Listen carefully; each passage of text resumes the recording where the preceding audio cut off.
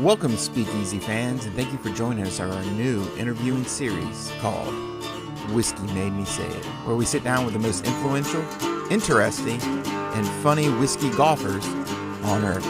Enjoy. Cool. All right. Welcome, Speakeasy fans. This is Brian Bailey here, bringing you a new segment. Mark Sweeney and myself are going to start interviewing interesting people all around the world, and some not interesting. Hence, we have John Pond with us today. So what we're going to do, sorry, John. So what we're going to do is just kind of, the segment's called Whiskey Made Me Say It. So we're going to sample different whiskeys and we're going to talk life, golf, whatnot. And think of John, this is kind of like a dating app. So if the fans like John, we'll bring John back. We got some really cool stuff we're going to start doing with golf and whiskey. And John's going to be a part of that because he's in the Charlottesville area. But if you hate him, send me a let me know and then I can replace him. Please. Please, please. So John Pond, you have 26 seconds. Tell me something about you. Gosh, what a starting prompt. Yeah, I went to the University of Virginia, still live in Charlottesville, still work in the area, was a student athlete at UVA, and am married to a professional golfer, hence the golf piece of all this. It's a tie-in. And I actually take full credit for them getting married, because if I didn't recruit Lauren Coughlin, she wouldn't have come to Virginia. They wouldn't have met. So technically, I'm the good or bad. And if UVA wasn't such a dumpster fire of a football program, they wouldn't have recruited me either. Fair enough. It all came perfectly together. But the gods were talking. So what we're going to do is John brought a little tasting for him, and he got a pick out of my allotment what we're going to try today. So we're just going to do little samples and taste and talk, learn a little bit more about John and his life. And again, a former athlete, football player, and actually loves golf more than I do, I think. He talks golf, lives golf much more than me. He knows all the equipment, he knows all the new stuff, and he starts dropping stuff at me, and I'm just like, I don't know. Still got the same irons from 20 years ago. I still have the same. I have a wood that is, older than my son, I think, my driver. So first thing we're going to do is the JH Bards guys, they've been really good to us, and they're local guys out in Virginia. And I forgot to bring me some water, but I'll get some in a minute. So we'll just do a little sampling. John's a rye guy, what I've learned. Mm-hmm. So this is a Virginia rye, kind of. Toasted. We've done this on past shows, so I love it. He's a high proof guy.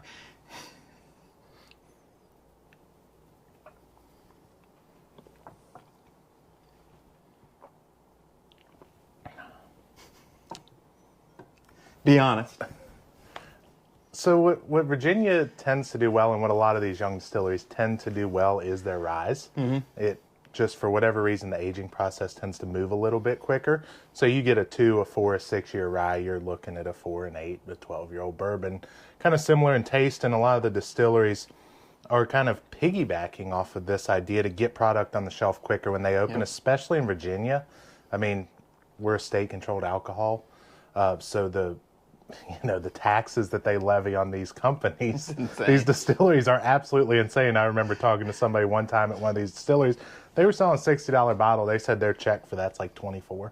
Yeah, it's about anywhere from 50 to 60% depending on the state. So they're getting killed, and you've seen it a lot. I mean, Silverback Distillery out in Ellsford's done the same thing with kind of their Lucky 13 and their honey rye. So you'll see a ton of these distilleries go young rye quickly to get it on the shelf and to have a decent taste profile for folks to kind of get into. And then you'll see a ton of bourbons with bullshit added in. Yeah. Honey, any type of finish they can get on it to kind of mask the youngness, the thinness of the bourbon.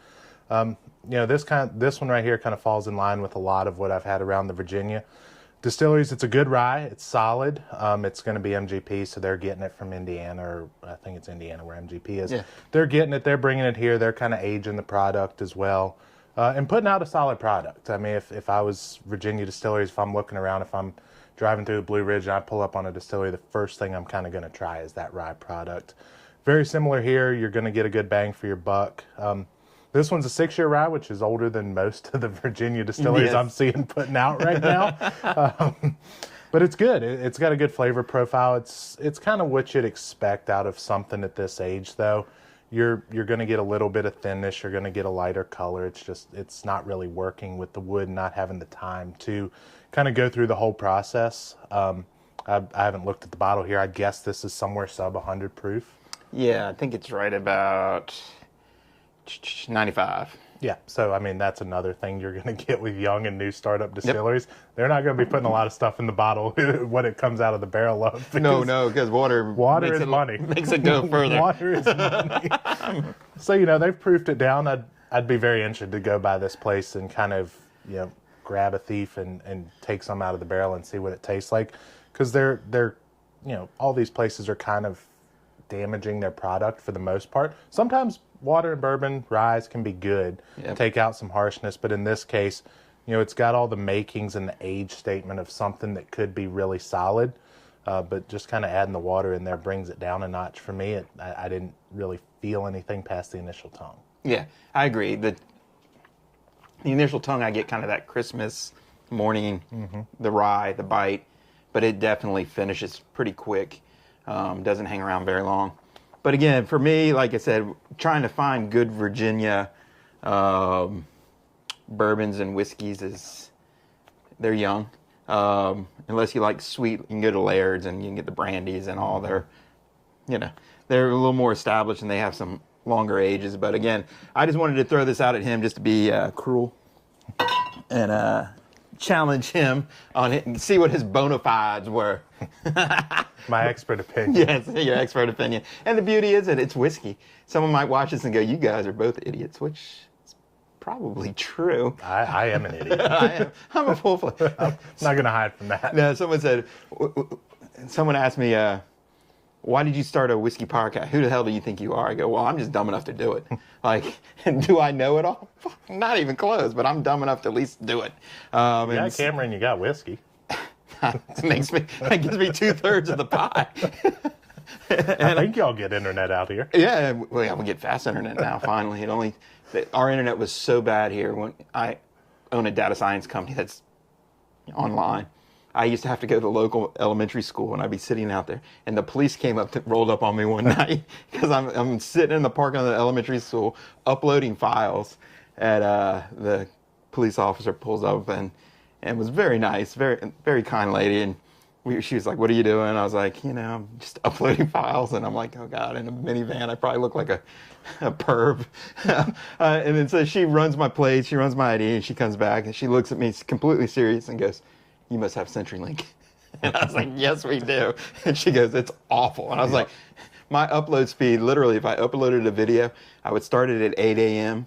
and hopefully by 8 a.m. the next day, it might have uploaded.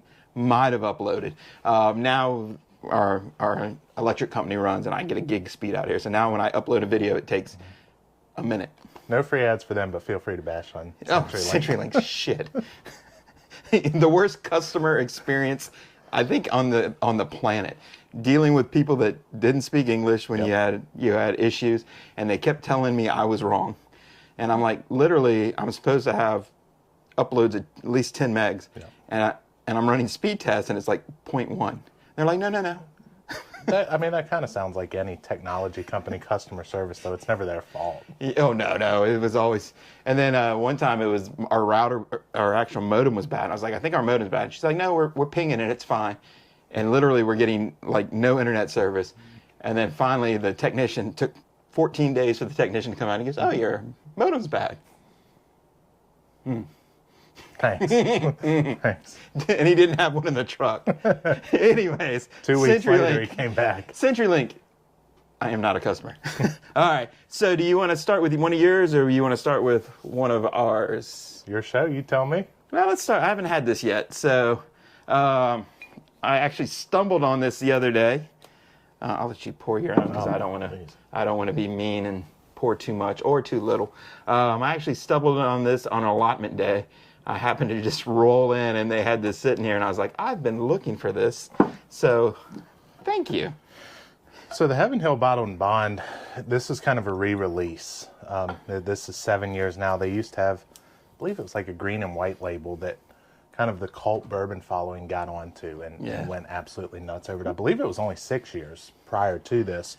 But, it was like a $17, $25 product, somewhere in that range. Yeah. And now they've, now added, it's a $40 product. Yeah, they've added 1 year of age onto it. Now it's like $40 and people go crazy for it. I mean, I was in North Carolina, South Carolina playing golf a couple months ago, and stumbled into a North Carolina ABC store to like grab a tequila for the night or something. And they had just put this out on the shelf like 10 minutes ago, and a guy literally ran past me and almost knocked me over to grab this. And I just looked at him and I go, it ain't that good. It's not. How big was he? He was a little guy. Okay, and he was going to knock you over.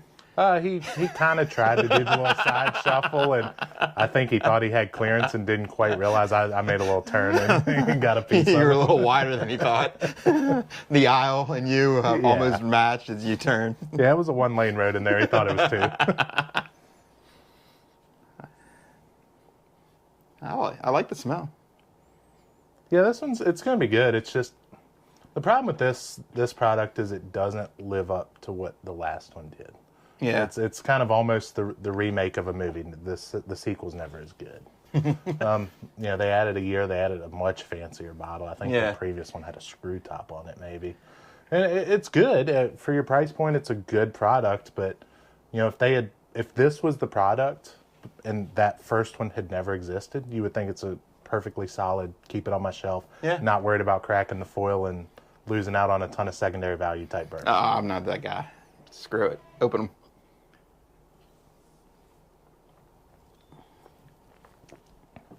Still lacks a little bit of the back end on it. I would agree. It's super sweet up front. Really sweet up front. Mm-hmm. It's got a little bite in the middle. Mm-hmm. And then it does fade pretty quick. Yeah, it almost tastes like one of those Werther's caramels that your grandparents used to always have in the candy jar. With a little bit of alcohol in them. With a little bit of alcohol in it. Yeah. With a little bit of alcohol in it. Exactly right. Werther's. If you market that, 1%, that's all I want. Werther's with alcohol. Werther's bourbon.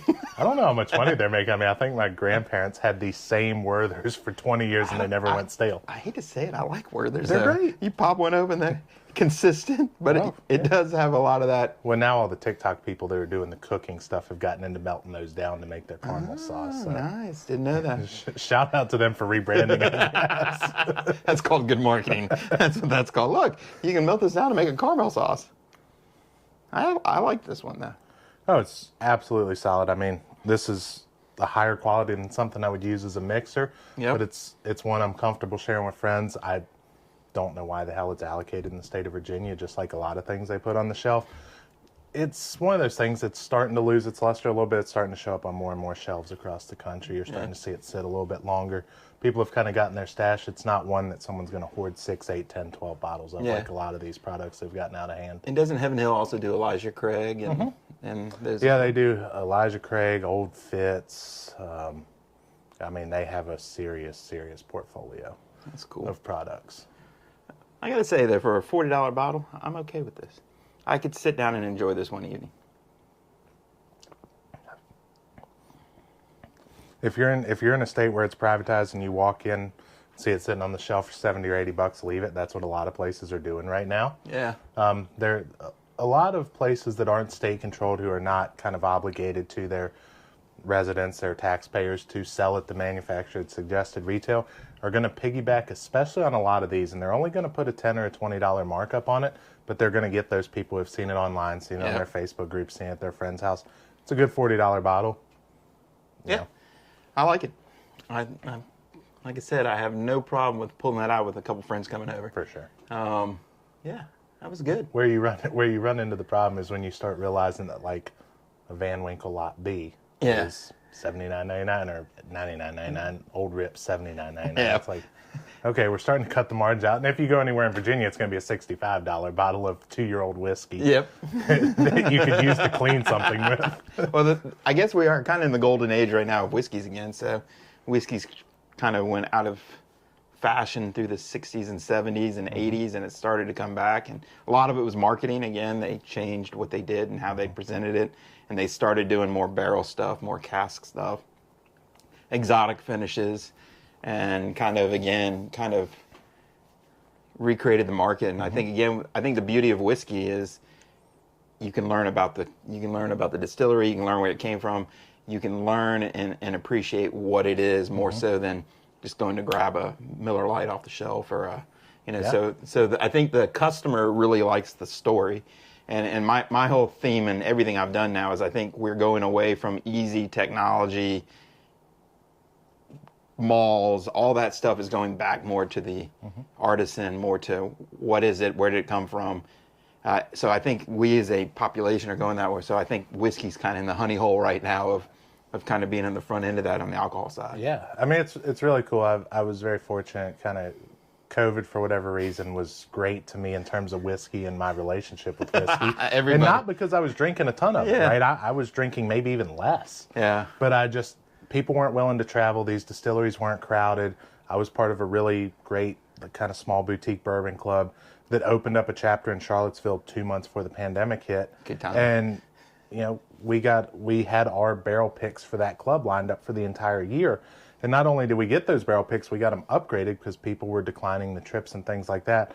Got to go to Louisville for 3 days with that group. We did a pick, which Brian's going to get a taste of here in a little bit, from 1792. And we went around to a ton of places and did the tours. You know, we were full mask and they were taking your temperature. There's a funny story on that. I'll hear about it. But we went around and saw it, and, you know, technology has definitely entered the bourbon game, the whiskey game. I mean, you go into these distilleries and there's computers running everything, and these mash tanks are massive. But at the end of the day, when you finish the tour, they walk you through a rick house, which is nothing more than sticks and a roof, and nature kind of takes over. And hoping to God an open flame doesn't happen. Yeah, exactly. And, you know, you've seen that with some of these distilleries, like the pre-fire and stuff at, like, I think it was Heaven Hill, had a massive fire that wiped out a ton of their stash. But as much technology is kind of going into the beginning phases of these whiskeys, when they get put in the barrel, all they do is sit, and it's a couple of humans and a forklift and a contraption rolling around, moving these barrels around and going totally off feel. So, you know, it's kind of crazy when you think about single barrels have become very, very, very popular right now. And especially ones that groups, bourbon clubs, restaurants, stores are going out and picking. You think that one specific barrel has just moved all throughout that rick house and probably others on the property. Yep. And the kind of lifespan of that, I think people get super into that when you're starting to talk about 8, 10, 12-year whiskeys. I mean, think of where I was 12 years ago, and the bourbon I'm drinking most nights was sitting in a barrel somewhere. That's true. And again, if you tie this into golf, it's the same thing. The technology side of golf is through the roof, right? Between equipment, boxes that monitor everything you do in swing, to 3Ds, what the body does. But when you go and compete, it comes back to, again, you, the human, just adapting to what's happening and go play. And whiskey's the same way. As soon as it comes out of the distillation process and they put it in a barrel, it's the human tasting it, moving it, understanding this floor on this rack is going to give me this flavor, opposed to, so again, it's that human quality I love in golf, and I do love in whiskey. And that's how I kind of brought the show together. They're very similar, and the history path of whiskey and golf is very similar, rises and falls, and they actually kind of mirror each other a lot. So, you know, again, I think the beauty of all this, again, this is, when I think of whiskey, when I think of golf, it's sitting down with friends. It's just pouring a drink, playing golf for 4 to 6 hours, hopefully not 6, but some golf courses I've been out there at least 6 hours. But you're out there with friends and you're having fun, and you can even commingle while you're playing. But the concept of is, again, just stripping things back and what's important. You know, not arguing over this guy's more corrupt than that guy in the politics, or this football team's better than that football team, which are all true. But, you know, it's good to have that ability to walk away, sit down with the friends, and just talk about stuff. And I think, like I said, whiskey and all that is a great way to do that. And again, I don't drink a lot. Same thing with COVID. Like, I didn't really drink whiskey until COVID. I was more of a beer guy. So COVID did make ABC. Yeah. You know, they were employees that had to be at work, which I love. I give them cake. So they were, you know, the superstars, the heroes out there working every day inside the liquor store. And John and them put us on to Bird Dog. So we started drinking like a flavored whiskey. And then we found Jameson Orange, which was another flavored whiskey. It's like having a cocktail without having to mix it. And then from that, we started to leach into, well, I started going to Ireland. So I started drinking some Irish whiskeys, which are friendly, and then bourbons for me, I would say I'm probably a year and a half into bourbons, so I'm still pretty new, but it's a fun journey because I don't drink much. The only time I drink is usually when we're filming. Honestly, if you ask my wife, I drink less than she does, which she doesn't drink a lot, but I drink less. But I get excited when I'm going to taste something new because I don't know what it's going to be. It's got different flavors, different pieces. So that part I really enjoy. Yeah, there's a couple interesting things on that. And speaking of the Bird Dog, I don't want people to completely discredit me when you said that. What I told Brian was, all right, I got onto Bird Dog Peach in college, right? That was splurging for us. But if you couldn't tell by the fact you can't even see the chair behind me that I'm sitting on, I was an offensive lineman. I lived with guys that were bigger and stronger than me. And we would burn up a Chick-fil-A drive-thru. I mean, absolutely spend every penny of a scholarship check on Chick-fil-A. Per diem, Chick-fil-A. You know, when you're running a budget and you're trying to figure out how the hell to spend your money, and you realize that a gallon of sweet tea is a lot less than buying 4 larges with ice in them. That's called college experience right there. You get a lot left over in your refrigerator, and you know, one night we were planning on going out and having a good time, and we couldn't find a mixer for the life of us. And so I threw some Bird Dog Peach and Chick-fil-A sweet tea, and I mean, you know, it's a very sweet flavored drink, but if you're looking to have a good time, sweet tea goes down pretty easy. No, I agree. Especially when it's 95 degrees out. So that's why I put Brian on that. But the funny story about COVID and when we went to distilleries, my bourbon group, we did a pick at 1792, and we selected a barrel of their full proof. Really cool experience, awesome experience. We can talk about that later if you want when we get to that bourbon. But it was like 3 months into COVID. And so we pull up and they've got the thermometers right at the gate checking your temperature. Love it. I run hot.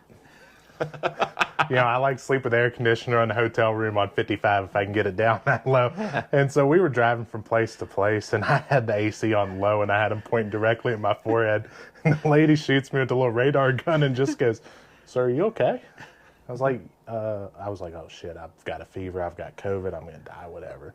And she looks at me and goes, "It registered at 95.2. I brought it down. I said, I'm almost in hypothermia. it was just where it hit the skin from that air conditioner blasting on me. I said, "Can you give me a few seconds?" I cut the AC off and I said, "I had the AC blasting." She goes, "Not a problem." She hits it again. It got back to close to normal temperature, but she literally asked me if I was okay. I'm like, I will be a lot better once I get in that rick house. Yes. Start thieving some bourbon out of your barrels. And when you went in the rick house, did they make you wear a mask, or did they? They did not in there, no, because it was technically open air. Okay, cool. When we went through the tour and everything, we had to wear a mask, which, you know, is very interesting when you're doing bourbon tastings throughout the whole process. Yeah, take your mask off, case it, and put it back on. It kind of stayed down for most of the point, but it's like all the restaurants. Yeah. COVID doesn't go above like 4 feet. So as you're sitting down at a table, you take your mask off, COVID just flies over you. Yep. But yeah, no, it's our... Yeah. It was interesting though. They had, you know, whiskey glasses out like this, the Glen glasses, and we had an option between 5 different barrels, I believe. And so they had 5 on the table, and as soon as we finished taking a sip of one, they kind of picked it up and threw it away. They didn't wash it. They didn't do it. They just straight in the trash can. Interesting. And then I go in the gift shop and see them selling for $12.99 a piece. I'm like, well, which dumpster did y'all put that in? So now you're seeing what their markup was on carrying glasses. Yeah. That's funny. No, I think that's interesting. I think, like I said, I think COVID kind of reset the world a lot of different ways. And to be fair, Bird Dog was more of it was summertime. And my wife actually had it at a bar too. It was mixed with lemonade, but she had the blackberry with lemonade and something else. Mm-hmm. And then you talked about the peach right behind it. So yes, don't take away his street cred. Flavored bourbons or whiskeys are not whiskey. I'm sorry, not bourbons, but flavored whiskeys are not bad. Like for what they are. Yeah. If it's a hot 95-degree day, a flavored whiskey on ice is. Mm-hmm. It's good. There's no difference between that and throwing a slice of fruit in your drink. Yeah, it's all the same. No, it's all good. So, all right, let's jump in here and try one of John Pond's highly select methylate bottles. So we've got... I don't know, methylate might have just when you start iodine bottles. When you start getting into the Facebook groups where you're swapping samples and stuff, you'll be ordering these off Amazon very soon. So this one I don't have a ton of. I cleaned the bottle out. I got this last year. I don't even want it to be tainted. I don't even want to be tainted. I wouldn't want to mix this with your selection. Oh. But we went out for a buddy's bachelor party, and I popped in the liquor barn. If you're ever out in Louisville, pop in a liquor barn. Most of them, they're not going to have the stuff that everyone's going nuts for, usually, unless you hit it on the perfect day right when they open. But in the back at this one, they had really cool, they have like a bar set up and they have about 20 different allocated whiskeys back there. And I started talking to the bartender. We stayed there for like 3 hours and drank. It turned into our bar at 4 o'clock in the afternoon. But I started talking to the bartender, and what they do is they kind of pull an allocated bottle or two from each one of their shipments.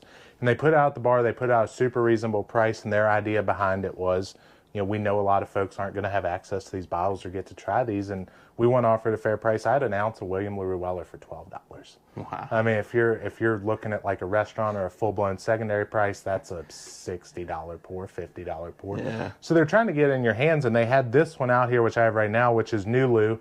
They're just out in Louisville, technically New Lou or whatever, but they're doing some really cool stuff. They're a lot of MGP, but they have a master distiller who's super into trying any and everything to find the best whiskey. I mean, I was out there with a buddy who is much deeper in the game than I am. He owns a speakeasy out in Roanoke. And he's buddies with this guy and made some trades with him. He picked up 26 different experimental bourbons that never made it to market. Nice. And they're trying any and everything. Yeah. And within that, they're putting out a lot of good stuff. Their prices are high. Their bottles are going to run $79 to $119 or so. But they're open to trying anything. And so this was a 6-year MGP pick that they did. Liquor Barn went and bought the whole barrel, bottled it up, sent it out to their stores. It's going to come in right around 120 proof, so it's going to hit you pretty good. Nice. But it's just, for the age of it and what it is, I think it has an immense amount of flavor, and flavors you're not expecting out of a 6-year bourbon. So we'll give it a shot. Like I said, this is like the last ounce and a half, so we're going to make some small pours here, but curious to see what you think. At 120, I'm okay with small pours. Well, we're in your house, so you're getting the bigger pour of the two. I have to function tonight because my wife's going to come home from work and expect me to do stuff. And I'm like, literally, I'm working right now. Of course. When I was packaging these up to come over here, I saw that the bottle was light. It only filled up about 2/3 of my 2-ounce sampler bottle. I poured it and said, well, I'll just let Brian have this one. I didn't know we were sharing samples. So you've got less than an ounce of this. That's fine. Whatever you can get out of that for the folks, I'm curious to hear your thoughts on it. Because this is a bottle I don't really drink at home. I'm very much a social drinker. If I go out to a bar, go out to dinner, I'll have a drink. But when I'm just sitting at home by myself, I don't reach for a bottle. And this one has been in my house less than a year, which for me is moving through a bottle incredibly fast. I like the smell. Sweet.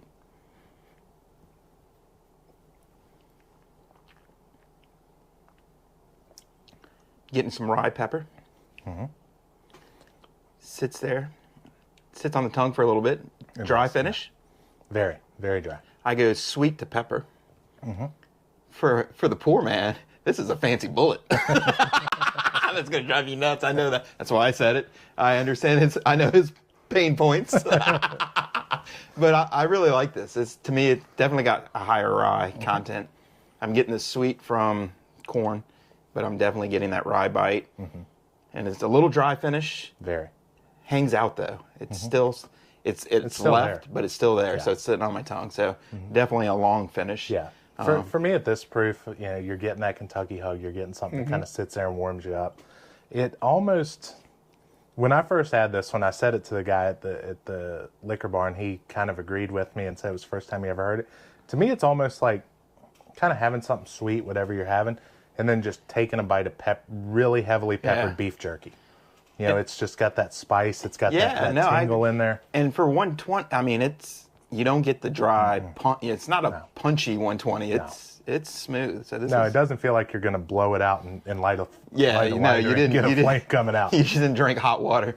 Like this bottle got me in trouble. I took it to a buddy's wedding. Oh no! and him and his father-in-law were big bourbon guys. We went on this trip together. He wasn't the one getting married. He was. Ooh. He was the one getting married, and he had bought a bottle of it the same time as me. We were the two that went to this liquor barn, and he looks at me and goes, "Dude, do you happen to have that New Lou that we bought in Louisville?" And I said, "I do. I actually just opened it recently." And he goes, "I finished my bottle in 2 weeks."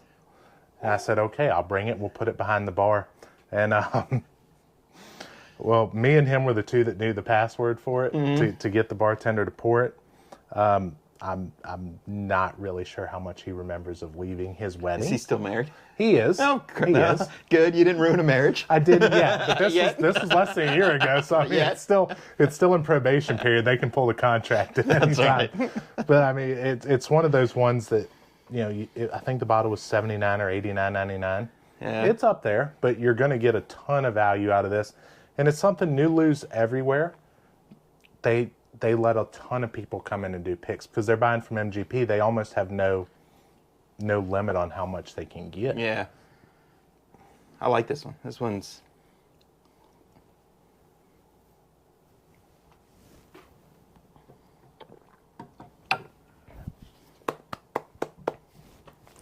Definitely the rye. I like rye. I didn't think I was going to be a rye guy because Irish whiskeys was my portal in. Mm-hmm.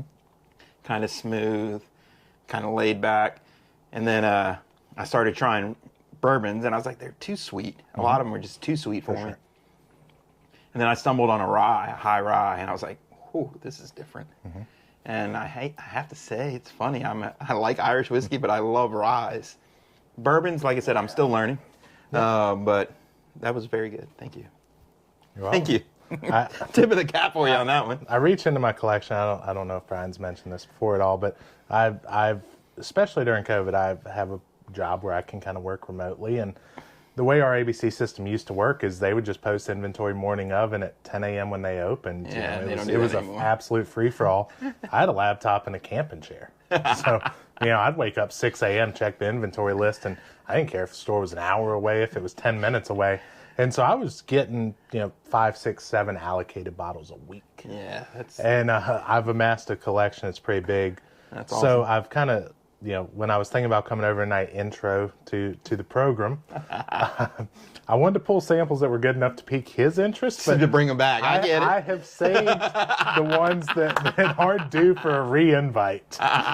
Those are still sitting there. I have a couple that sit in my gun safe. I value them so much. I hate to say this, no matter where your thumb value is, it's been overridden by the fact that he's keeping whiskey bottles in a gun safe, because no gun safe is big enough to hold all your guns. So we already know that. So sorry, people.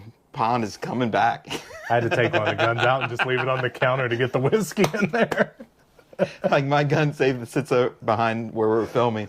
And I even went bigger than I wanted to go, and I wish I would have gone one size up, because you cannot. No. For people that like firearms, I guess it's kind of like your whiskey collection. It keeps growing, and it just cannot handle the allotment of firearms. I've bought many bourbons thinking, hey, I'm going to trade this to get a bottle I really want. Yeah. Just like I've had firearms, I'm like, oh, I'm going to sell this or trade this in to get something I want even more. I really shot that, and I really like that. And then you realize, man, I bought this in a state auction, and I shot it one time, and now I'm attached to it. So let me just go buy the gun I wanted and keep this one. Yeah. So it becomes like 2 for 1. Yeah.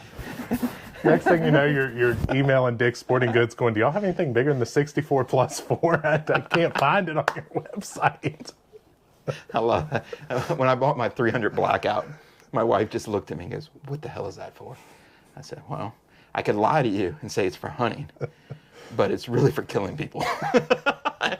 In the big scheme of it all, it's really just, you'll appreciate it if somebody comes up our long gravel driveway. Yeah. One of my buddies in college, one of my roommates, he had a 300 Win Mag, which is, for those who aren't familiar, it's one of the ones you take to like Alaska to bear hunt with. Yeah. And he had gotten in a spot where he needed some cash, and he came to me and said, do you want to buy this gun? And I said, what am I going to shoot with it in Virginia? And he said, whatever squirrel. You want. Yeah. The round might be bigger than a squirrel. And so I bought it from him, and I took it. And one day I was going out deer hunting, and I hadn't seen anything for quite a while. And I was like, all right, I'm going to take 300 Win Mag out today. If I don't see anything, I'll just do a couple target practices. Sure enough, a deer comes through. I swear the hole it blew in, it was bigger than the circle you have around the fuel logo on Game Forge. It was almost like sticking a piece of paper up on a bulletin board. It just like stuck it to the tree behind it. Oh, great.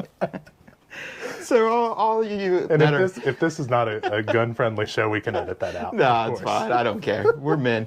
Men talk men stuff. If you're a big animal fan, sorry. But you shouldn't have been there. No. his instinctual property should have told him to run if he was truly in tune with nature. I know it's all good. No, I think it's fascinating and kind of. So John was an athlete here at Virginia. Played football at Virginia. What, you can count that as however you want to count that. I went to Virginia Tech, so there's a little rivalry there. I didn't play at Tech, so he's way above me. However, kind of loyalties. But again, as an athlete, as a football player, and now you're a golf junkie. Kind of, what are some similarities that you've taken from your years of playing football and being an athlete and understanding golf and how golf frustrates the hell out of you as an athlete? Golf's interesting relative to almost any other sport. To really get better, you spend a lot of time alone. You do. You spend a lot of time on the range by yourself with an AirPod in. If you're a beginner and you're really trying to get better, a lot of folks, you're going to be scared to play with them. So you're going out and playing 5:30 rounds after work by yourself. And it's kind of unique in that I know tennis has some similarities, but even there they usually have a hitting partner, things like that. And to really kind of elevate your game wherever that level is, if you want to go from a 20 to a 10 or a scratch to a plus, I mean, you got to spend a lot of time by yourself and a lot of time in your own thoughts. Yeah. And keep going. We're good. Back up, camera dead? Yeah, we're good. Hopefully this one makes it. Yeah. You just have to spend a lot of time grinding, and you have to have a lot of internal motivation to reach whatever level you want in the game. And in football, it's totally different. I mean, it's 105 guys on my team. Yeah. At any given time. And before fall camp, before we kind of weeded some guys out, there might be 110, 115 guys. And then, at UVA, I think we had whatever the NCAA maximum was. We had 10 coaches plus equally that many interns, all watching your every move from they would film every part of practice from the pre-practice stretch to the last play that you had run, which is kind of a goof off, like, let's work on this trick play for the 50th time to run it once and lose 20 yards type of play at the end of practice. And someone was always watching your back. And if you didn't have the motivation to get better, someone was going to call you on your shit. Yeah. And I think with golf, it's the complete opposite. That's what I've kind of grown to love about the game is I can't blame the guy next to me for missing a block or for dropping an interception. Like, if I hit one in the woods, it's because I made a shitty swing.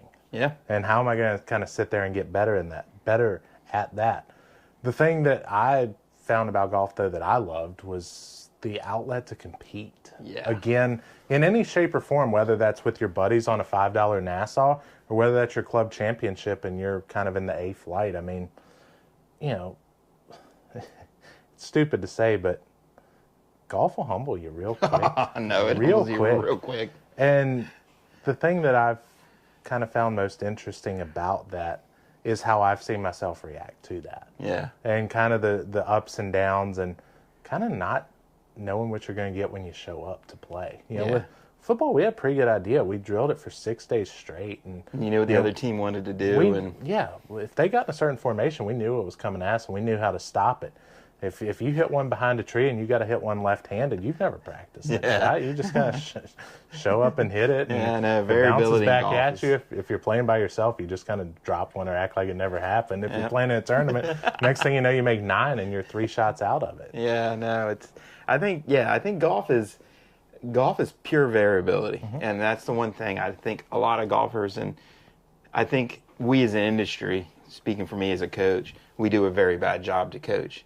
We teach, there's some great mechanical teachers out there that can teach you the perfect motion at the perfect point and perfect, all this is what it needs to look like, but that's not golf.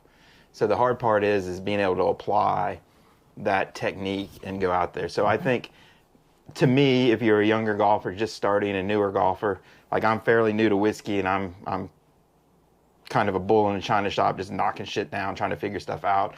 But I can go to a golf course anywhere in the world and be okay, right? But I've been in the sport for 30 years.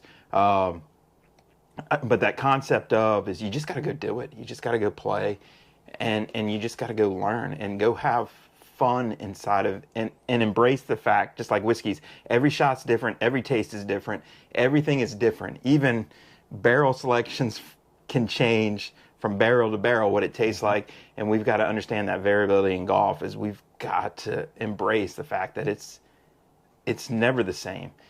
They change the pins, they change the tees, the wind changes, the weather changes, the grass height changes. And this is all within 3-4 days. It's like, so it's always different. Like a basketball court's a basketball court. A football field is a football field. A baseball field is a baseball field. Okay. They don't change. What changes is, the athlete's moving inside of that. But again, the golf course is your competition, and being able to go attack that and understand it. And my son has gotten into golf. Another COVID beauty is he wanted to do nothing with golf until the fact he was stuck in the house with me for 2 years. So he started to play golf, and he's fallen in love with it. But the same thing is, all I've taught him is to embrace, you've got to learn to hit shots and go play golf. Forget P6 at P6.5, elbow knees. Like, that is not the way to play golf. That's a way to teach a swing so you can be on the driving range and look spectacular. But that's not playing golf. And where I see a lot of players going wrong is they get so wrapped up in the technique piece, they forget that they have to go play golf. And I think, I think whiskey's a lot like that. You get so crazed about the allotment and this, I gotta go find this, I'm gonna pay this for a bottle. There's a lot of really good whiskeys on the shelf.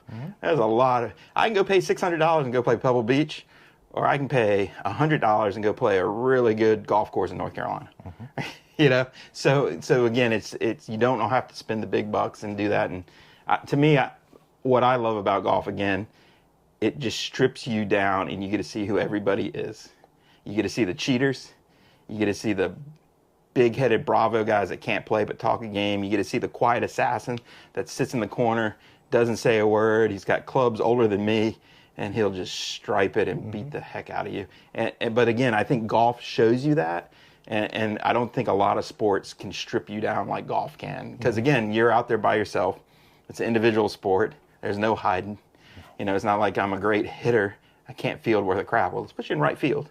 That doesn't exist in golf. So I think the humility that you learn from an athlete or from a person with golf is unlike any other sport. Yeah, I mean, a couple things on that. One, I realized I spent a lot of time telling you how football and golf are completely different, not how they're the same like you asked. But, I think the one thing that I've noticed between the two that has not changed one bit, and, I was a fairly high-level athlete in football. And at golf, I'm a 10 handicap or whatever. I'm going to shoot somewhere between 79 and 84 every time I play pretty much. And what I've noticed is there's still that same burning desire to compete. Yeah. And to go out and get it and to go out and do what you think you can do and try to pull off something you've never done before. Yeah. And for me, right after college, I was kind of a mess with my competitive outlet. I did beer league softball and then realized half my team got too drunk for my liking, wasn't taking it serious. Beer league, not taking it serious enough. I was the one, I showed up first day in baseball pants and slid into home. I bowled over the catcher. Yeah. Little did I know the catcher didn't have any gear on, so a 300-pound person run at him and almost went in the dugout. I didn't have to slide. But I've showed up to the UVA Rec Center and tried to hoop it up with young kids, and then I saw some guy in his mid-40s tear his Achilles, realized I didn't want that.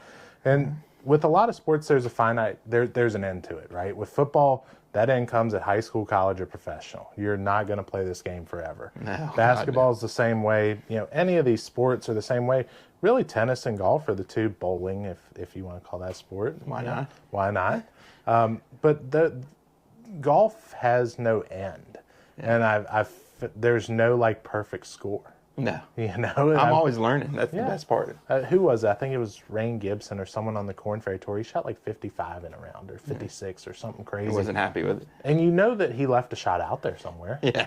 I mean, there's no end, and there's no end to how you can get better and how your game can change day to day, and that's what I find addicting to it. I show up and I have an idea of how I'm going to play, but sometimes I surprise myself, good and bad. Yeah. No. But there's always somewhere in that round where I say I didn't do that perfect. Always. In football we didn't, not even close, but we could have gone 13-0 and won the national championship, and things would have been great. Yeah.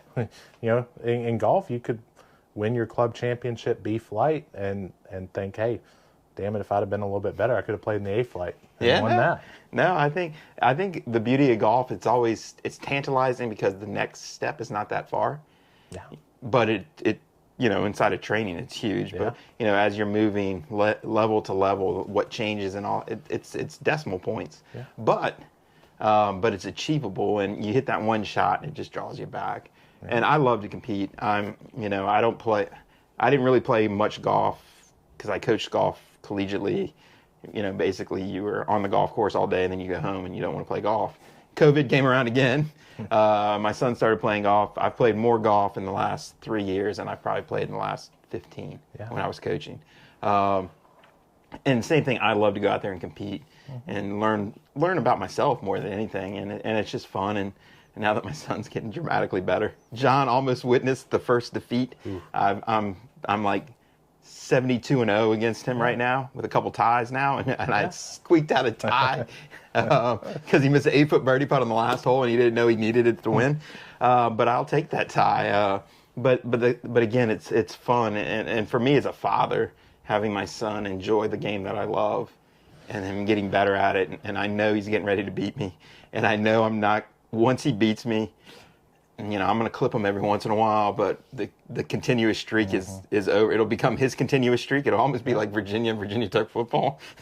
Like Virginia will win on occasions, where in the past it was like Virginia used to wax them. Now Virginia Tech's not nearly what they were under old Beamer ball, but that concept of... We all remember the Wake Forest 0-0 or 3-3 or whatever it was where Beamer raised his arm. So we can take that off. That's brutal. But the concept of is just like me as a father and watching my son love the game that I love and him becoming better and better at it. And just, to me, like John said, it's a sport you can play. I plan on playing until they tell me I'm basically 6 feet under and I can't play anymore. And again, I played with the boys the other day, and they're out hitting me. I'm getting old, but I'm a wily veteran.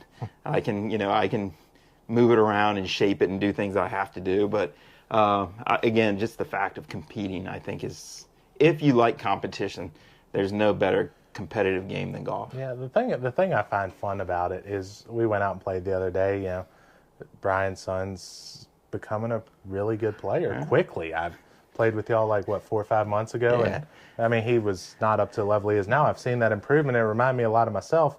When COVID started is when I really got obsessed with it because there was nothing else to do. I was a 23 handicap. Yeah. I went down to a 9 in 6 months because I played and I worked at it, and now I'm hovering around a 10, 11, and I look at my Gin app and I see that I've gotten worse on paper, but I'm also hitting shots now I could never hit then. Yeah. And so there's that kind of that freedom and improvement in finding things. But the other thing I love about it is, when we went out and played, your son was at that point in the round beating both of our asses pretty handily. He was doing a pretty good job of it. This will be one of my favorite golf memories for as long as I live. He hits one on the 11th hole, which is a very reachable par 5. You have to thread the needle. And as soon as he made contact, he goes, "That was hammered." And Brian steps up. He had already hit, and he flew it past his dad. And I get up, and I got force equals mass times acceleration. I've got to beat you that. got to beat. And I kind of leaned into one pretty good, and I didn't say a word to him. I kept driving past his ball, and I shot back to him. I said, "Gee, I'm 36 yards past you." Yeah, I told him, I go, "That's like a Costco." And so, very much so. But he's beaten me the whole round. But on that one shot, I had my moment to talk shit, and I had my moment to be better than him. And that's the beauty of the game. Is like a 20 handicap can come out and play against my wife, who's top player in the world, and on any given hole, they can make a birdie and she can make a bogey, and they can say, I try to go dunk a basketball on LeBron James and let me know how it's nuts. See how that goes. See how that goes for you. But to kind of tie back to the overarching question that we were at 20 minutes ago of similarities between golf and bourbon. I mean, to use my wife for an example, she hit a shot one time and it was a high pressure situation. She had a lot on the line with this shot, and she took a club that was not the right club for that yardage, and she hit a 25-yard cut, and she just had a feeling, and she just had this idea that I can hit this shot. And I asked her after the round, it kind of changed the trajectory of her career, And I said, how'd you hit that shot? And she goes, I don't know. I just knew I could hit it. And I think that's a lot of the same with whiskey. You go into any master distillery, they're going to tell you the ideal temperature, the ideal floor, what they're trying to get out of each level of the rick house. But you go in there on a day when people aren't paying $50 come tour some shitty distillery, and they're going to tell you, hey, we're tasting it, we're moving barrels around, and we're just going off feel. It's like a good chef, right? They can't tell you what the ingredients are in something they whip up, but it just turns out perfect. And I think we all have some of that in us, especially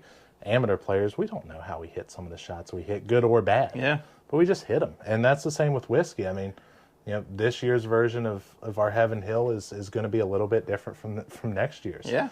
And it's all human feel, human element, and kind of not being afraid to take risks. Yeah, and environment, right? The environment changes. Yeah. The rick house, the weather, all that. The environment on the golf course changes. Like my son played today, and it was rainy, and he didn't play as well. Well, it's rain. How often have you played in rain? Not very often, right? So what do we need to start training? Well, when it's raining, we've got to come up with protocols and prepare for that. So I think, again, like I said, to me, when I was sitting there one night, actually drinking a dram, actually going through data reports on players, I'm like, God, these two are freaking similar.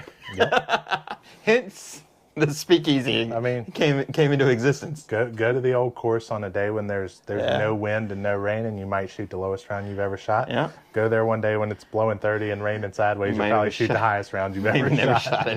Never shot any worse than you could have. You had wind. Whew. Oh, that changes everything.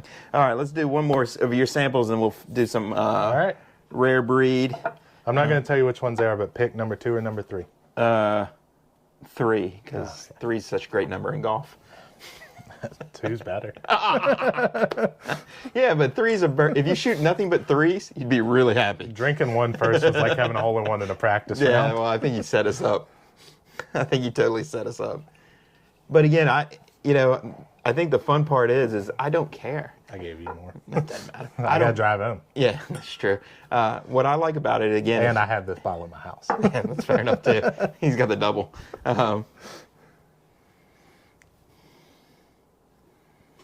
Definitely sweet again. It's got to be bourbon of some sort, or... I'll spoil it here. There's no rye in this I don't... This is the Nulu had more rye in it than I'm than getting most.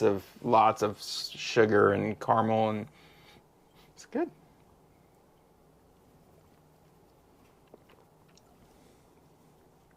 Higher proof, yes, it's up there. It's well over 100. It is. Is it a wheated? It is. Damn, yes. I didn't know anything. Now I can't tell you the manufacturer, but I'm getting the sweet wheat. I'm getting the sugar, the bourbon-y corn on the front end, and I'm getting kind of that the wheat whiskey. And this is bourbon. Wheats are the part that I'm working really hard to appreciate, because I find these to be just too sweet for me. It's good, but it's very sweet to me. Interesting. Okay.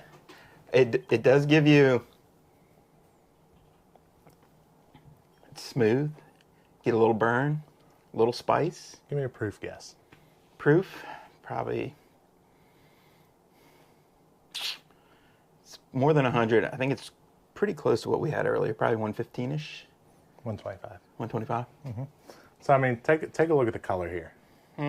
Where are you seeing kind of age on this? Oh, I'm thinking probably it's kind of an amberish, so probably 8-ish. Pretty close. It's and I'll explain this in a minute. This is this is the one that I went and picked with my bourbon club. Ton of guys that are super into bourbon, older bourbon heads. Yeah. Which will explain some of the spice and the higher proof. But 1792 full proof proofs 1792. everything down to 125 out of their full proof lineup. Even the ones you go and buy yourself at the distillery, if you go and buy a whole barrel, they're going to proof it down for you before they send you the bottles. So this one we went and picked, it was about 9 years and 9 months when we picked it, and we picked this at 139 proof. So some of that sweetness that's come back is a factor of the water. Yeah. Some of the reason the color doesn't quite line up to a 9.5. Because of the water. 9 3/4 year bourbon is a little bit of that water. I will say they did a good job proofing it down. It's still one of my favorites in my collection. I've got most of all of them. Yeah. At this point, all the ones you've heard of or thinking about. But I'll tell you, when we found this at 139, I would have paid double for the barrel if they wouldn't touch it. It was so good. I bet. It was absolutely unbelievable. And we had a second backup barrel. We got very lucky with the ones they pulled for us because it was COVID and people weren't coming. We had 2 barrels we wanted to buy, and we got stuck by Virginia ABC law. Did you? We could not buy 2. And maybe the best whiskey I've ever had was we took this barrel and the other barrel we wanted, and we blended them together. Nice. And it was absolutely unbelievable. But this one's going to give you something totally different from what you're going to go buy off the shelf with 1792. You're going to get a more unique flavor profile. This one skews a little bit sweeter, which I was a little bit disappointed in when we got the bottle. But when we first picked that thing at 139, I mean, the spice on there was just absolutely unbelievable. And it sat with us for a significant amount of time. It's good. The finish is there. You get a little burn coming down. A little bit of dry mouth, but not crazy. Finish is long. Water's going to help that a little bit. Yeah. And if you look, I mean, if you just look at the glass once you're done, the legs that are still sitting on there, I mean, it's. You can tell it's higher proof. It's good. I enjoyed this one. Again, I'm not the biggest wheat bourbon guy. That's my wife. But as a wheat goes, it's pretty good. Not my favorite, though. I would say number 1. Blew it out of the water. But I like that rye bite. So that was kind of skewed, I guess. It's your show. You can call out my pick if you want. No, it's good. It's good. No, like if somebody, I was at a bar and somebody handed that to me, I would not turn it down, or I would not spit it out or throw it in a spit bucket. It's very good. I appreciate that, actually. If Brian has me back, the next iteration of this will be Jim Beam, Jack Daniels, and whatever else it is. Rebel Yell. Or sorry, Rebel now. They dropped the yell. Something plastic. If you can drop it from 10 feet and the bottle won't break, that's what right. Brian's going to have. We're going college brands. We're going well only. But no, again, I think it's a very good whiskey. But for me, it's just a little sweet. For sure. I appreciate it. It's cool. You're free to criticize. Like you said, everyone's got different tastes. Everyone's got different criticization there.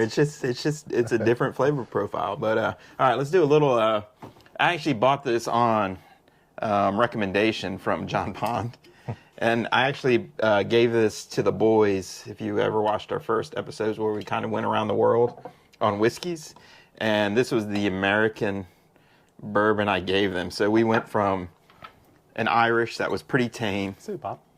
Yeah. To Glenfiddich, which is a good, solid, smooth Scotch. And then I gave the boys that were not whiskey drinkers Wild Turkey, and their hair caught on fire, and they were like, whoo. But they learned to appreciate it. So we always know that Wild Turkey is always going to come in right around 100. That's what they do. Rare breeds, they're 1 barrel proof. Is it? 116.6. 116, nice. But again, going through college, Wild Turkey 101 was the drink of choice, but I didn't appreciate bourbons back then, so 101 was burn, baby, burn, and okay, I'll do another one. Yep. But now I've actually gone back and retasted 101. It's a good bourbon. And you sit down and just enjoy it. 101, it kind of holds that weird place in the bourbon world right now. You know, you'll see a lot of guys in their 50s, 60s, 70s that can't let go of the old music that they thought was so good back. It's the same with bourbon guys in Wild Turkey 101. The old heads in the bourbon game will swear by Wild Turkey 101. Good. And it's good. Perfectly good to me, but it ain't it. No. And they're treating it like it's AC/DC. No. Right. It'd be more like a Barry Manilow. It's good. Yep. He had some good tunes. No, but Rare Breed does a really good job with this particular one, kind of getting that proof up there. Yep. For folks who see this, if you look beside it and the one with the green labels on there, they're Rare Breed Rye. It's going to come in at the same proof, but God, the Rare Breed Rye has a little bit of something over the Rare Breed. It's just, for 45, 55, whatever this bottle is, it's sitting on your shelf. A Rare Breed Rye is going to punch well above its weight. So is this. You're going give this to a bunch of buddies who don't really know bourbon, but they know the names Weller and Buffalo Trace and E.H. Taylor, and they're going to think it's right on par with it. But this one you can actually go in a store and get. And you're going to find this one. Here's the beauty of if you have a state-controlled alcohol problem. Going and finding the bottles is, I'm not an allotment nerd like this guy, so if I stumble on an allotment, I'm cool. Yep. If I don't stumble on it, I will just go to the shelf and go, Wild Turkey, why not? 101, woo, AC/DC. That's funny, though. I can see that. They're like Pittsburgh Steelers fans. Yeah, 100%. Yankees fans. Yeah. They're like Yankees fans. Or Dallas Cowboy fans, still talking about the 90s. We peaked in 96 or whatever. It's been... Now, granted, I can't even say Redskins anymore. I'm a Washington fan. Thank God Dan Snyder's gone. That was Super Bowl. Yeah, that is our Super Bowl. That was the Super Bowl. So hopefully we'll see a resurrection coming in the years to come. How was it? So Lauren was playing at KPMG up at Baltusrol, and it was like a Tuesday night or something. We were looking to kill some time. Yeah. We went to the Somerset Patriots game, which is, I think, the AA affiliate of the Yankees, whatever they are. Yeah. And they were playing some team, who knows. But I'm a big minor league baseball fan guy.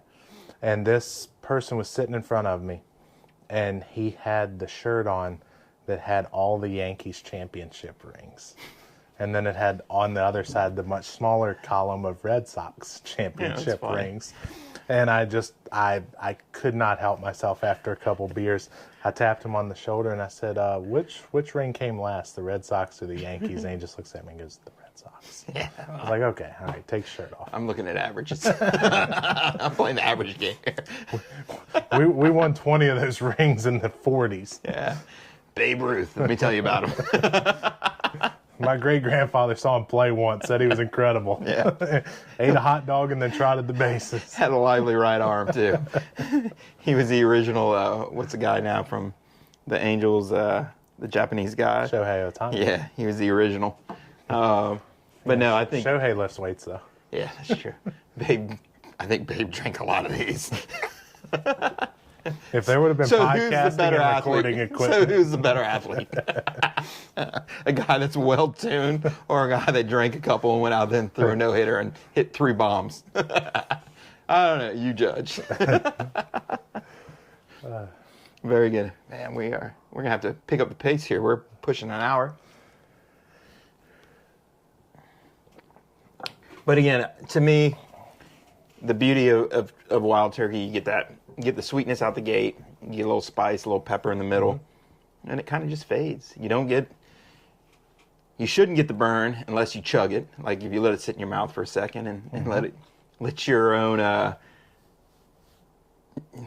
as you enjoy it, don't chug it. You don't get the burn. But again, to me, Wild Breed is, I sit down and enjoy this. This is actually my second bottle. The first bottle I bought when he suggested it about 6 months ago. So this is probably the number one I sit down and just enjoy for an evening. I think it's important for folks, it all goes back to golf, but it's a lot like golf. Like, be patient with your whiskey. If you're trying something for the first time, take a minute, let it roll around the tongue. Just kind of take really small sips, start out, get acclimated to the proof, and really just, we're well past our college ages now. We're not beer bong and natty lights out of a funnel anymore. That's right. take your time, drink the whiskey, enjoy the whiskey. Yeah. And if there's something you're not getting, come back to it later. Yeah. You'll hear a lot of people talk about a neck pour. Yeah. And how that's the worst pour in whiskey. I tend to agree. It's still good, but once you get a little bit out of that bottle, I guarantee you if we come back and do this episode 6 months later and that Heaven Hill's still sitting there, that bottle's going to taste different. Of course. Oxygen does its work. Science Your does its work. Your palate's going to change. For sure. What'd you eat for lunch today? Mm-hmm. I ate a big, greasy garlic burger.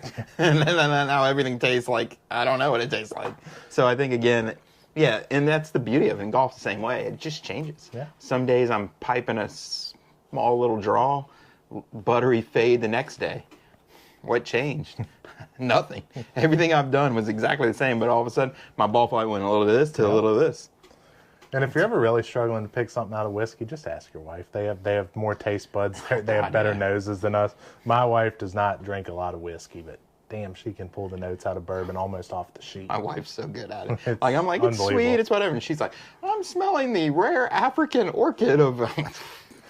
we had a bourbon tasting during COVID, and Lauren happened to be in town. She came with me, and it's a bunch of guys that think they know everything about bourbon. We're having this tasting and kind of going around the table. What do you taste here? Yeah. What are you feeling here? And someone's like, Lauren, would you like to participate? And she goes, yeah. And she reads it off, and one guy just kind of stops and looks at her and goes, did you read anything before you came here about what we were having? Yeah. She was like, no. It was almost word for word from the master distiller's notes. I mean, she fucking nailed it. Well, women smell better Yep. and taste better. Men see action better. So I think this goes back to, survival, right? Men see movement better. And there's tons of studies on this. As a golf coach, I've researched this a lot. So men see movement very well. Women see it less. Women smell and taste better. And my wife can tell you right now, she'll be like, can you smell that? And I'll be like, do you smell the burning, like a burning smell coming from that outlet? No. But they can. Again, I hate to say it, but people say there's no difference in men and women, but I'm going to tell you right now, there is. Get you a clean one. Yeah, this will be fine. Right. Men and women, there's no difference. Yes, there is. They smell so much better and taste better. When I do a tasting with her, I just defer to her. I'm like, it's kind of sweet, a little complex, and she'll rip it apart. So I love taking my wife to tastings because she makes me sound smart because she does it all for me. Yep. It should be. As it should be. You got right. You marry for a compliment. You don't want to marry yourself. You want a compliment to you. So again, exactly. Yeah, that's the beauty of it. You're marrying your compliment. Where I'm weak, she's strong. Where she's weak, I'm strong. So again, what does that mean? So I'm really good at buying and drinking bourbon. I'm really good at shooting guns. She doesn't do either one of those. Compliments. If I saw my wife doing smelling salts and running into 300-pound men for fun, I'd think we were in a simulation that was broken. Yeah, that's right. Fair enough. All right, so we have taste number 3 here. Yes. All right. My nose is dying on me here. Again, I'm getting sweet. Another bourbon I would surmise. Lighter than 1792. So if you look there, we're definitely younger, or it's cut with more water. Either way.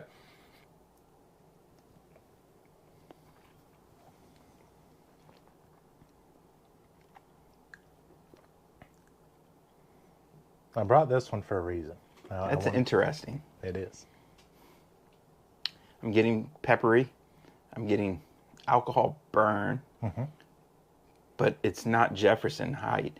So I'm getting burn, but I don't think it's higher proof, but I don't know if it's 125. Long finish. It's still on my tongue. It's still sitting on my tongue. Yep. I'm going to go to bed tonight. I'm going to wake up tomorrow morning. It's still going to be, and I'm going to brush my teeth. It's still going to be on my tongue. That's good whiskey. I like this one. I want to get the proof exact on this, so I'm going to pull up the picture I took of the bottle before I came over here. Very smooth. Not the most complex. I'm not getting hit with tons and tons of flavors, but I'm getting sweet. I'm getting some pepper. It's good. So 90 proof. 90 proof. I could tell it was less. Yeah. But it does have a little dry bite. So this one was an interesting one, and I brought this. We might talk about this one longer than any other bourbon we've had tonight, which is probably not good for our time frame here. Considering we want to cut it short. We got to go eat dinner. Isn't the Hall of Fame game tonight? We need to go watch football. Yes, it is. The Browns and the Jets, right? Yeah. Aaron Rodgers. That's right. Jet debut. Is he playing tonight? I doubt it. Maybe 2 plays. Yeah. He's doing ayahuasca in the locker room. He's freaking drunk, eating mushrooms in the corner. So this bottle came to me in a very kind of funky way. I was on that same bachelor party where I got this new Lou. We went to this bar, and if you're ever in Louisville, I recommend you go to it. It's called Neat. They basically specialize in whiskeys from the 60s, 70s, 80s, and 90s. Okay. And so they're dust collectors. They're going to find Is this the old Evan Williams? It is. This is my college years. I appreciate that. So they're gonna kind of specialize in going out and finding those old bottles in people's basements and that their granddad never got to. They're going to preserve them, and when they open them, they're gonna seal them right because they know they're not going to sell a ton of them. But this one, I went to a bar, and it was late in the night, and I was somehow sober enough to be budget conscious, so I kind of found one of the cheapest pours they had on the menu. And I happened on this. It's a 1998 Evan Williams Sour Mash 8-year-old whiskey. It's going to come in at 90 proof. And what struck me is I was clear thinking enough at this point in the evening to just realize, they charge $10 for 2 ounces at this bar. Yeah. I could not fathom how much better this was than any shitty Evan Williams you're going to go buy right now. and this was right in the height of when bourbon was not popular, and they weren't selling a lot of whiskey. Yeah. And to see what was probably then, I don't know, $8, $10, $12 bottle. Probably. To see that they took 8 years to make it, to age it, is incredible. And just kind of the level of what you get out of an 8-year Evan Williams regular ass product blew me away. Yeah. And it was kind of my first experience with not a true Dusty, not something from the 70s, 80s, but kind of that late to mid 90s. And it has a ton in it. And this was a bottom shelf bourbon back then too. Yeah. And you go today and you get one and you can barely drink it, and you've already put 12 ounces of Diet Coke in it. Yeah, you're trying to figure out what's going on. And so I asked the bartender, I said, how much for the rest of the bottle? And they came up with the price I liked, and I brought it home, and this was the last pour I have out of that bottle. But brings back my college days. That's how old I am. I've hit the 50. It kind of goes to show you have to be careful in bourbon, because as this has taken off and people are going nuts over bourbon, Elijah Craig Barrel Proof is a perfect example. That used to be 12-year age-stated great bourbon. Yep. And now that people are going nuts for it and it's flying off shelves, they've taken off the age statement. And the same thing's happening with a ton of bourbons across the industry.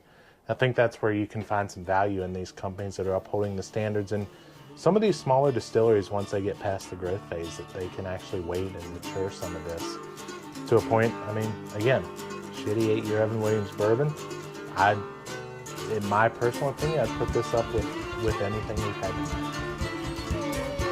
Yeah, it's good. When you factor in what it costs. No. For an $8, literally, it would have been an $8 bottle of whiskey back in the day. Here are the brands that we enjoyed throughout this podcast: Nulu, 1792, Heaven Hill, Evan Williams, Wild Turkey Rare Breed, and J.H. Bard's Toasted Rye.